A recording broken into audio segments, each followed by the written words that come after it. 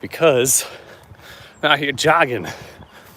I've been doing some training to jog a marathon. I don't necessarily plan to do one, but I found that when you're jogging and doing cardio with the intention to increase your endurance, it ends up being a pretty good fat burner.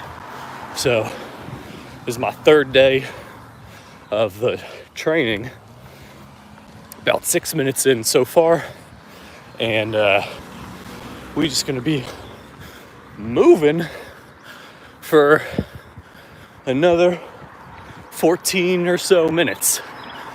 Not 14, 44 minutes. Yeah, I'm supposed to be going for supposed to be 5-minute walk, 30-minute jog, 5-minute walk, 20-minute jog. But I was thinking, I'm gonna just skip the 5-minute walks, save myself 10 minutes. But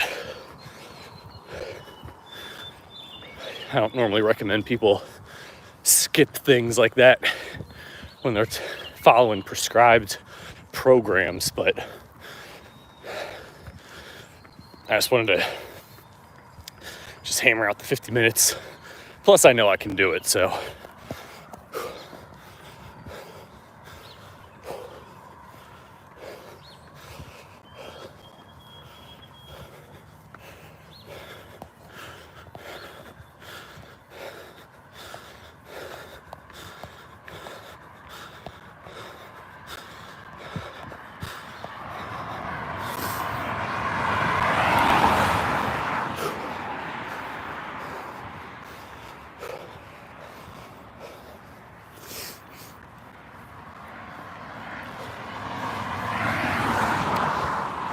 Yeah, I was thinking of possibly getting one of those, not getting, but using one of those selfie sticks so I hold this out further without just burning out my shoulders. But I also wasn't expecting, didn't think I was gonna hit record today. But the thing that actually had me think about taking my phone out instead of just listening to a podcast is I was thinking about how times in life, right now I'm doing 21-day challenge, fat shred challenge, and I have a goal. I got a plan to follow. I'm not following it perfectly, to be honest, but I'm sticking with it. And when we have goals in mind, or when we're doing things, we got more responsibility, God, the universe, whatever you believe in, will allow different challenges. They'll allow pressure and more friction to come up to test your own character. So I've been telling myself a lot recently this quote that I had heard about how the work works more on you than you on it. So basically, the more work you have to do, the more things you got to get done, the more you as a person will grow as a result. So at work, I got a lot of responsibility coming up, and on top of all that, I'm like, oh yeah, let me train for a marathon. So it's just fascinating. I'm out here now early in the morning. I woke up, drank some water, drank my fat shred pre-workout stuff, and just got up, got after it, and I got 40 minutes left. But the reason I'm out here and up so early is because I gotta be at work at 8 a.m. and it's a half hour away. I still gotta shower after this, so I don't have time later to do it. So make the time in the morning. So it's priorities. So those challenges, the excuses, literally are the thing that when you overcome it, you get to the next level. It's like in a video game. Oh yeah, now there's this boss in the way, so I'm just not gonna deal with it. It's like, dude, if you want to continue the game, you gotta face the boss. You gotta continue to move forward. And if you're not ready for the boss yet, go back and grind. Like literally, that's what they talk about in games. People will grind out, spending hours defeating the low-level enemies so they can level up. But in our own life, people aren't willing to just grind out fighting the low-level tasks. And they're like, yeah, but it's boring. Well, it's boring because you got better at it. That's the first thing, so congratulations. And the second thing is, yeah, if you don't want to face the higher level tasks, then you're going to have to do a lot more reps of the lower level things. So the little skeleton enemies, little Goombas at the beginning, yeah, if you want to level up to level 100, you're probably going to have to kill like tens of thousands of those things. Or you push beyond your comfort zone, you face the difficult enemies, you get better at the game, learn the systems. And I don't want to say get good, like the Dark Souls community, but the game's set up in a way where if you learn the rules, you can play by the rules. And sometimes you can cheese the system. Don't want to grind doing 10,000 hours defeating low-level enemies? Look for the harder thing. You fight the more difficult boss, you get thousands of points. So at work, are you afraid to pick up the phone, do the phone calls? That's probably the thing you should do. Are you procrastinating hitting the gym in the morning? Maybe that's the thing you gotta do. Is there that cute person at the coffee shop and you don't know what to say when you approach them? Maybe you gotta look, maybe you gotta do some research. Figure out, what do I say?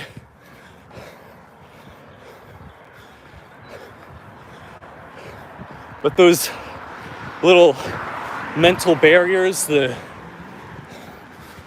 oh man, I gotta go to the bathroom. I might have to turn around. Damn. Those little mental barriers oftentimes are just bad expectations. Too high of expectations, focusing too much on what you're possibly afraid of doing. Holy moly. I really tried my hardest to go to the bathroom before coming out here. I'm like 15 minutes away from home. All right, thank God. All right. I was like, I know there's porta potties around here.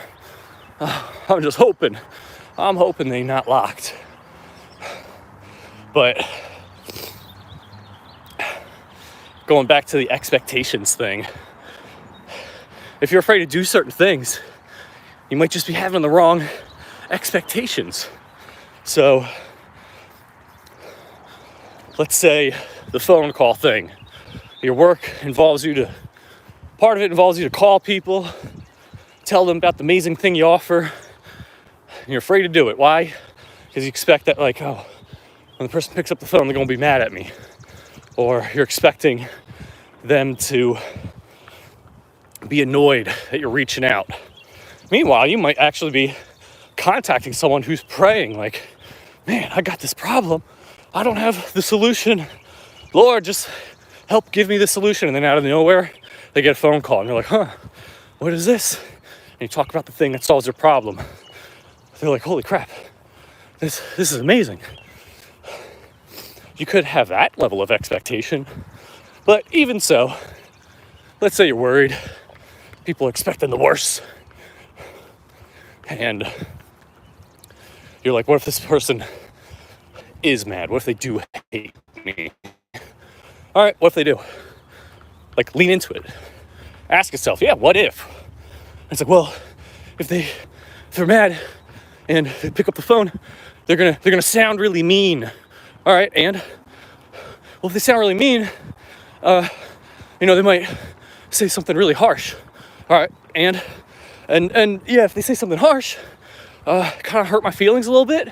All right, and I guess, hang up the phone. All right, and I don't know. I guess I'd have to do another phone call. Exactly. It's not too bad. Oh, thank God. Oh, double thank God. Yes. I'm going to leave the phone out here so you guys can enjoy the view and stuff. I'm going to be in there using the restroom, so.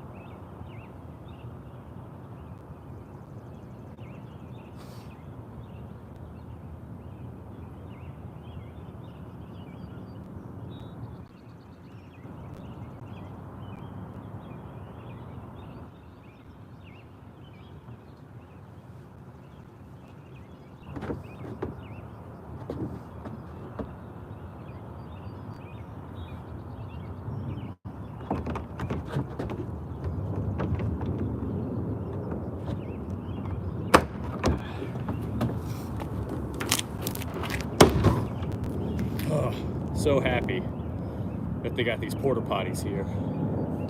You have no clue. That was like dangerous right there. Holy cow. Ugh. Let's see, we'll do a couple laps around the track here. We're about 17 minutes in, almost at a mile and a half jogged. My jogging pace has gotten better. Before a couple days ago, it was like 12 and a half minutes. And now we're looking at 11 minutes, 40 seconds, almost a whole minute shorter. Wow. This was not here last time I was here. School has been adding some good stuff.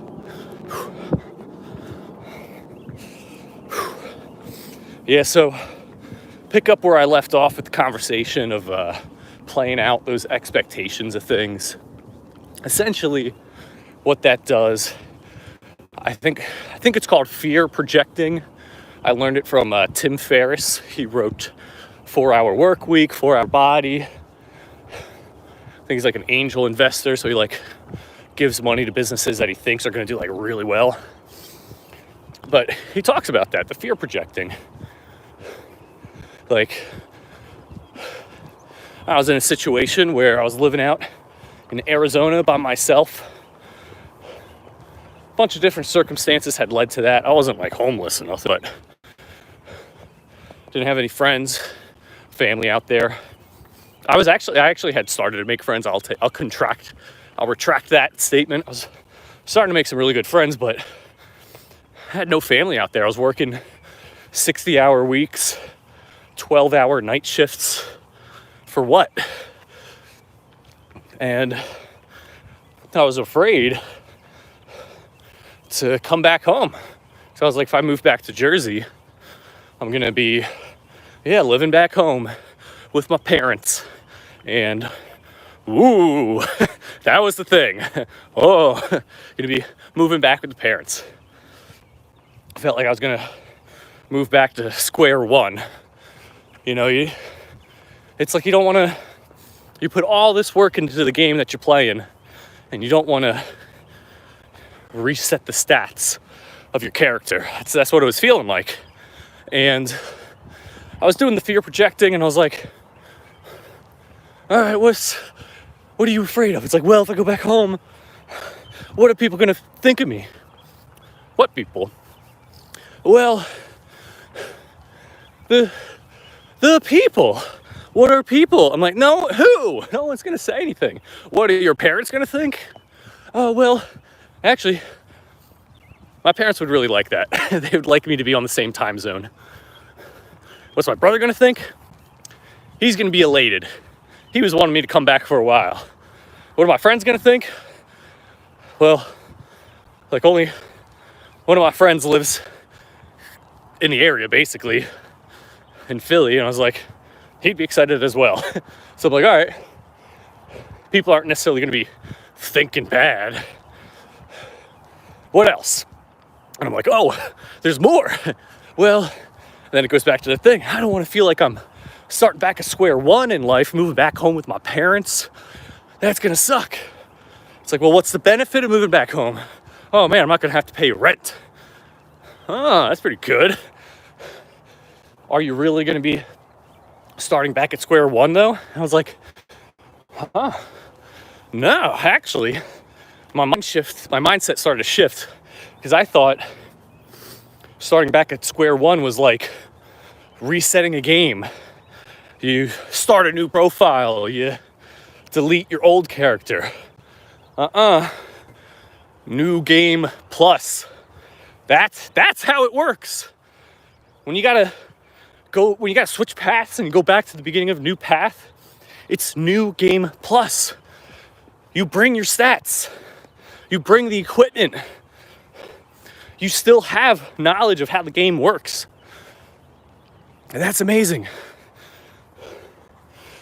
As I'm here, I had started, at certain points, yeah, it's like I had to be forced to go through the introductory levels. I had to sit through the unskippable cutscenes of life. I had to do the monotonous grind of having to replay the levels that just teach you how to press A to jump. But I did it with a smile on my face. Yeah, I moan and groan. I'm like, oh, I already know this part. I want to skip this scene. I just want to get to the fun parts. But most games, you got to do those introductory levels again, especially New Game Plus. And you'll find too, some of the low level characters, you gotta face them again, but they're a little bit more difficult. They've one-upped as well, but you're coming in with all this extra experience. You're more prepared. So, me coming back home, yeah, it was a grind just to get back to where I felt like I was before. But where I was at before took years to get to. Now, it's only taken a year. And now, there's exponential growth for the next steps. You start at a low level position in a job where you know you could be at a higher position. Do that high level work in that low position. Don't ask for recognition. Don't expect it. And people will see and they'll recognize. They'll be like, dang, this person's really putting in that work. If they're doing such a good job down at this level, we need someone like that at the higher levels where the real impact can happen. And they'll test you. You'll be given more responsibility. You'll have to wake up at times that you don't want to wake up. You'll have to do activities that you know you may not get paid for at all.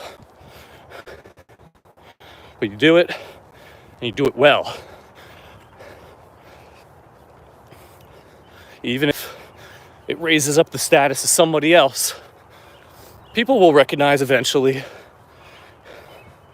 If you continually output excellence, it'll show. You know, the cream of the crop rises to the top type of thing. People will see. So don't cut corners. Don't give yourself no slack.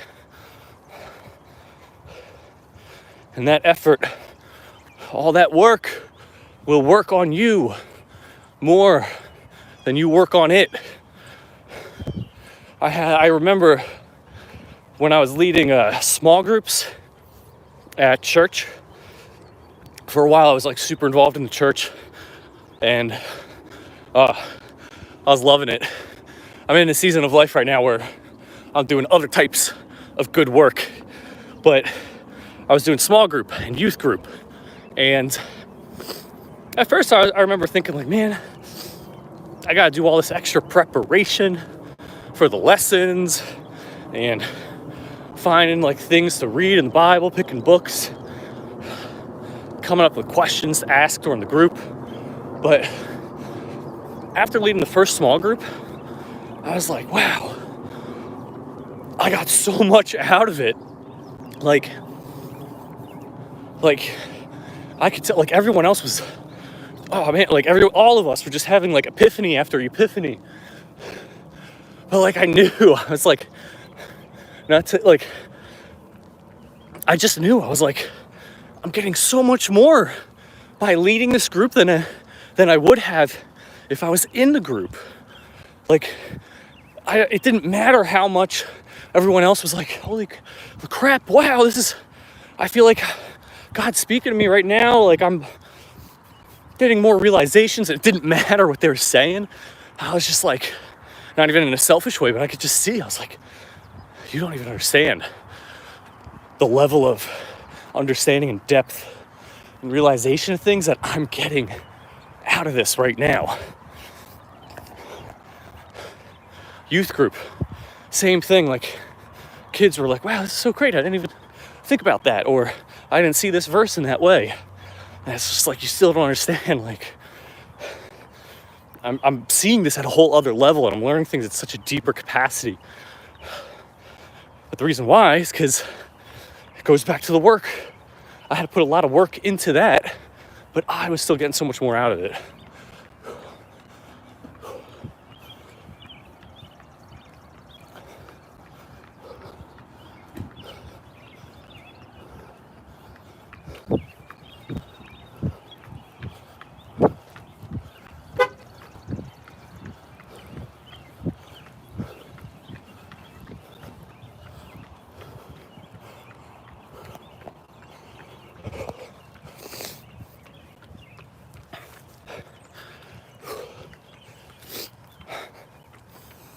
It's actually like super nice being out here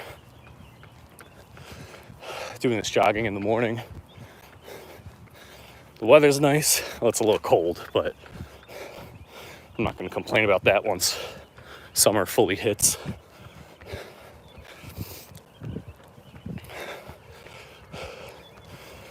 But it's cool. There's times where I like to do my jogs around areas that I used to hang out a lot as a kid, because coming back with like a new set of eyes to see things, it's just cool, because the problems, the frustrations, the fear of stuff that you had when you were young, being able to see it when you're older, it's like, it's just like, yeah, don't be stressing, little dude. Like, you got this, basically.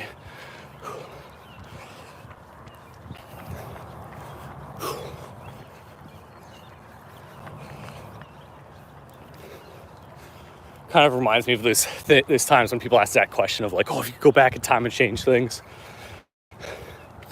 Honestly, even the hardship stuff, no, I still wouldn't. Like, I mean, going back with the same experiences and the knowledge that you have now is a totally different thing than just going back and changing those few bad events. Like in that type of scenario, going back to the video gaming analogy, I see that as you delete your old save file, you're starting from new. Like, I feel like that's how going back in the past would work. So it's like, at that point, like, yeah, you are putting yourself just through more struggle than you need. You'll lose all the life lessons that you've learned. Like, I'd rather just keep the life lessons that I have, or get more, ideally, lessons learned without needing to spend the time or necessarily the hardship. But I don't mind putting in the work. I'd rather know with confidence that like I've done X, Y, and Z hundreds of times. Why wouldn't I be able to do X, Y, Z or a similar thing in the future? There's a client that I'm training, and I started her off with like military press exercises, but we were using like a machine. So with the machine, there's only one direction. You can't move the weights forward or back, just up and down in a single plane of motion. And she's been doing those reps. Honestly, she's probably done hundreds of repetitions of that up and down motion. And I recently got switched to a different gym, and I had to tell her, like, yeah, you can either come to this other gym with me, or I can pair you with an awesome trainer here. So we got her paired with an awesome trainer at the gym that she's already at, and she didn't know, but she immediately put her on dumbbells. I'm like, we haven't done any dumbbell stuff. All these other things, you could see her body shaking and working to do the motion properly. And then the moment she sat down for the dumbbell military press, she's like, I've never done this before. And then the trainer showed her how to do it. She picks up the dumbbells, she's doing it like a pro. Good cadence, good speed. That she was moving the weight. Great control of the motion. All because she's done hundreds of repetitions with the machine. It's ingrained in her brain, her neurons. Those synapses had fired and been activated so many times in such a specific way that when she did the same motion, but under different conditions, the body was like, we've done this hundreds of times. It's not that different. And despite there being new variables introduced, like with the dumbbell, the elbows could flare out, her arms could move forward, she could do all these different things, but the body was so conditioned to do it a certain way that when she was put in that chair, was told to lift up those dumbbells, put them over her head and press them up, she's like a pro. With things like that, you could be told so many times, you can do as much research as you want, but if you're not putting in the reps of actually doing it, when it comes time to do it, the study isn't all that you need. There was even a time in college studying health and exercise science. We were learning how to use the stethoscope to do blood pressure, heart rate, things like that. And there was a guy who was a teacher's assistant, and I ran into him after class by accident, just random conversation. And I was like, yeah, I'm excited to learn how to use the stethoscope. He's like, no. You just have to use it. I was like, oh, it's that easy? He's like, no, it's not easy. He's like, what I mean is like, I almost failed the test the first time because you can only use the stethoscope and get good at it by using it a lot. He's like, I read books. I tried it, wasn't good at it, read books. He's like, but I was doing it wrong. I just had to learn how to do it. I just had to do it a lot. I was like, that's fascinating. So I took his advice to heart, because why would, he's done the class already, you know? And that's how I studied. Me and a couple guys, a couple classmates, we just kept meeting up and just kept practicing using the stethoscope. I probably should have said what that is, but it's like the thing with the earplugs and like a little cold paddle you put on the heart. You can put on the wrist as well. But we just practiced using it on each other so many times that when it came time to do the test, we had to use it while the professor was double checking our work. It was like, we've done this hundreds of times and we passed it. It was super easy. Not for the kids that just read from the textbook. They were like, I don't know why it's so hard. It's like, because you haven't done it before. Do it 100 times. You'll get better at it.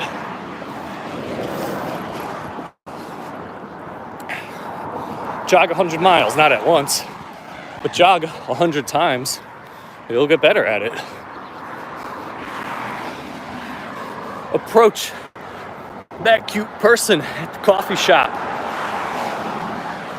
Just be like, just let her know, like, hey, just want to let you know, I think you look really nice today. And then boom, walk away. Leave it at that. You get enough of those repetitions in, it'll be way better than you were the first time you do it. The first time you do anything, you're gonna suck. And you just keep doing it until you suck less and less each time. Eventually, you will suck so little, you might actually be good. I love that quote.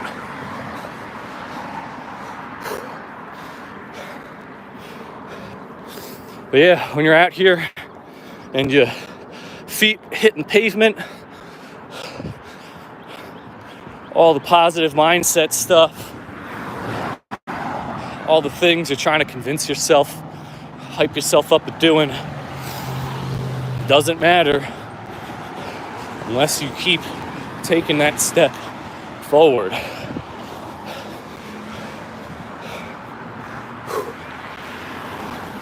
So let's see. We're at 36 minutes. So that means we got 14 minutes left.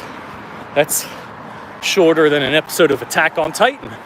It ain't too bad.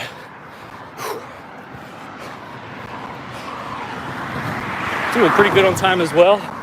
I get done this, shower real fast, and then drive off to work. Be pretty good morning, I'd have to say.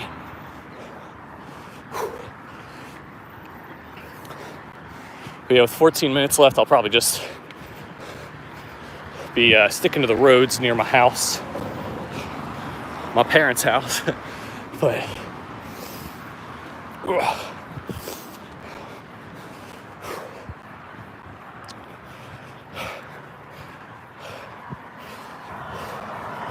yeah, these are those times where, you know, you might be in a season of life where you're out in the desert. I'm going biblical, Old Testament here. Every time in those ancient Middle Eastern tales of influential people or persons who have gone through their season of being in the desert, it's a test of character. Every time. It's the Brita filter of life to have you come out the other side being the person who's ready for that promised land.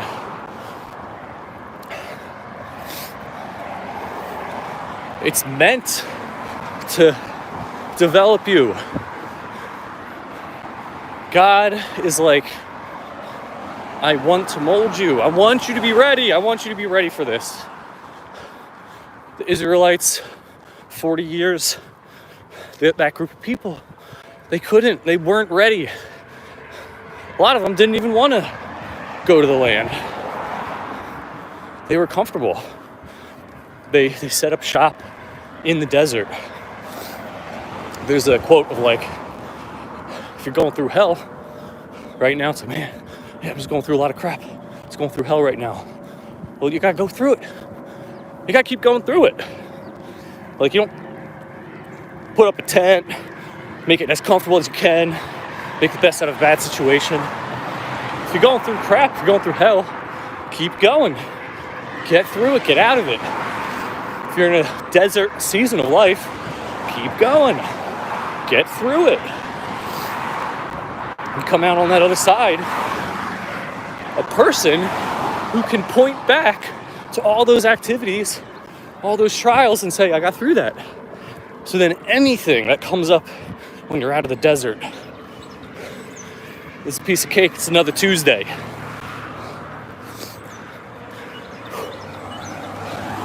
The Israelite people,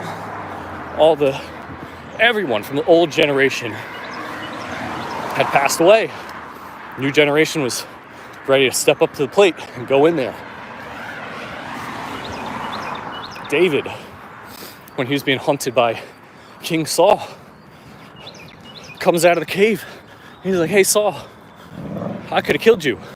I got your little piece of cloth from your robe while you were taking a piss in that cave. You didn't even know I was there. I could have slit your throat. My men could have done it for me. But I said, no, you're the king. I'm not going to do that. And then Saul is like, man, this David kid is a way better person than I am or ever will be. Jesus with the 40 days. All the temptations. Well, on a side note, it's not like he got every type of temptation.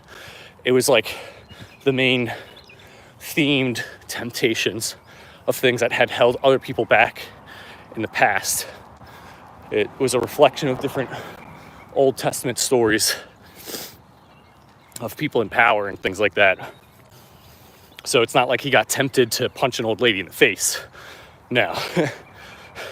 That's not like what that meant temptation-wise. But after the 40 days, comes out, and it's like impeccable character. So if you're in the desert, it's because God's like, I want to give you something great. You just got to get through the grit.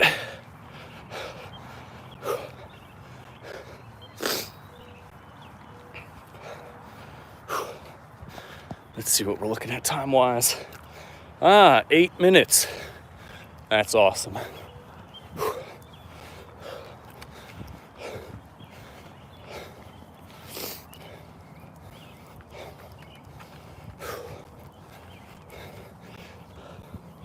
All right, pace went down a little bit. We're looking at 12 minutes. Of course, as we're getting closer to home, I got to use the bathroom again. But that's good because we're almost back.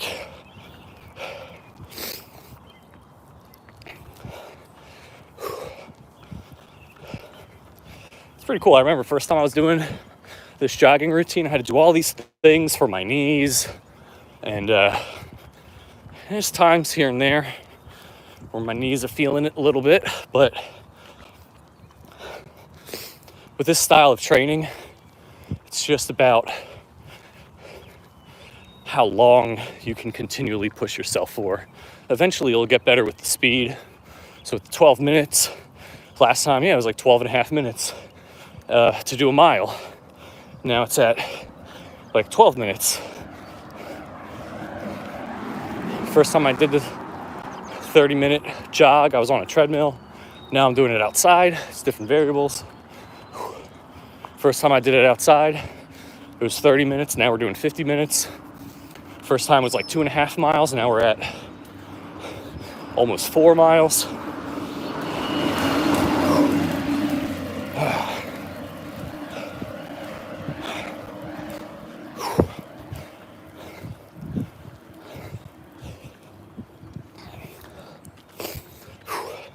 But I appreciate you guys for being here. joining me on the jog, listening to my rants of life lessons that I've learned by doing just the hard stuff.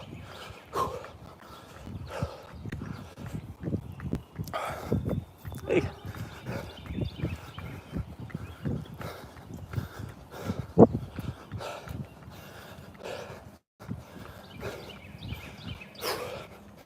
We had those hardships. It's like, those are the lessons that stick.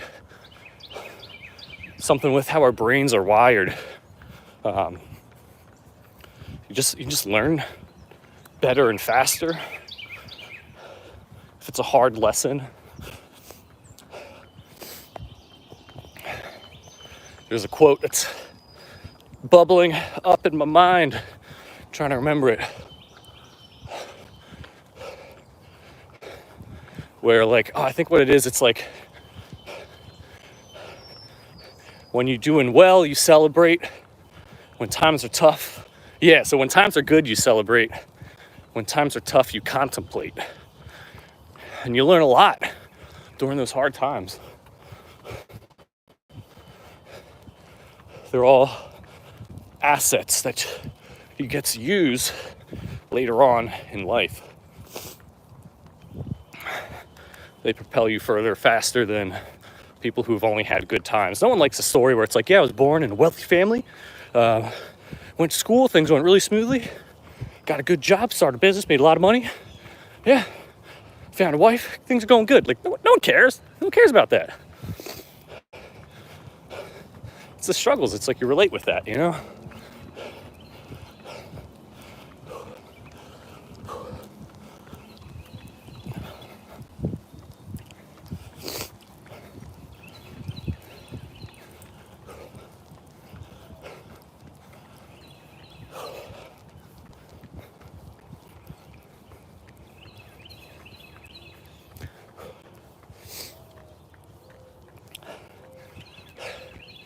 It's pretty cool. My shoulders aren't as tired as I thought they would be with holding my phone out like this.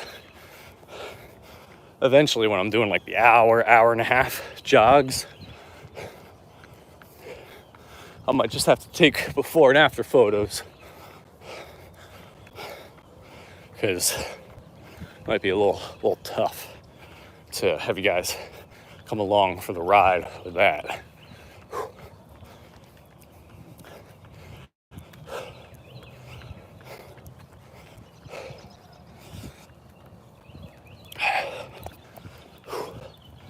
Yeah, my pace is slowing down a little bit, just because it's I see my house, got 4 minutes left, and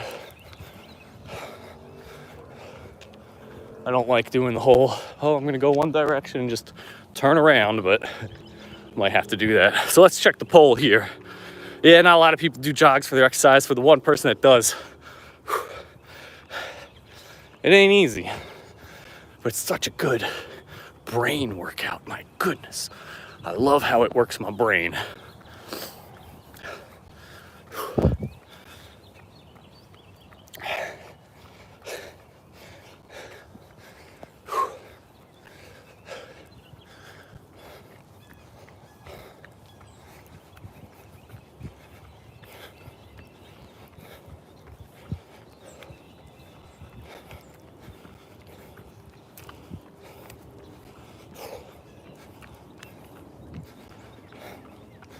All right, we're about 2 minutes left. I'll just do the little loop-de-loop.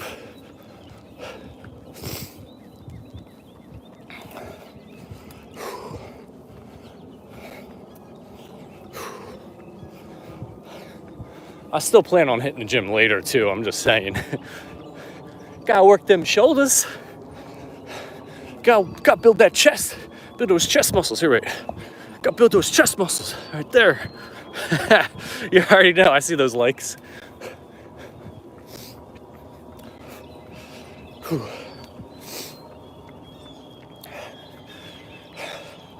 Yeah, so, Volvio, what's going on?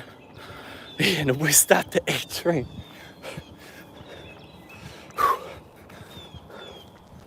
Whew. Stay hard. Yeah, all right. Let's see. Whew. Yeah, my left knee is getting a little bothersome. But the thing that's cool is it's taken close to 50 minutes to get to that point. Before, it was happening in around 28 minutes. So that means some good change. I think it's just like a tight muscle in my quad pulling on my kneecap. But, what was I gonna say?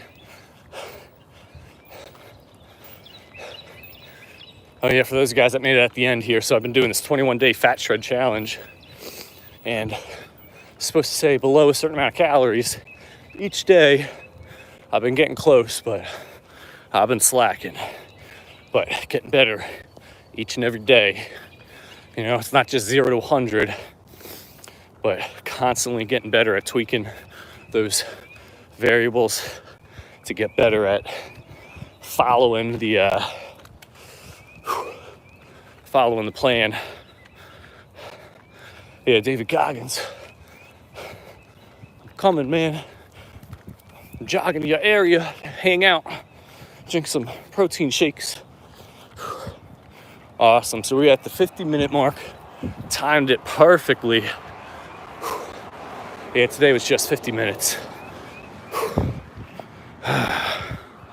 Let's see. Gotta hit stop. Using my Apple Watch right here.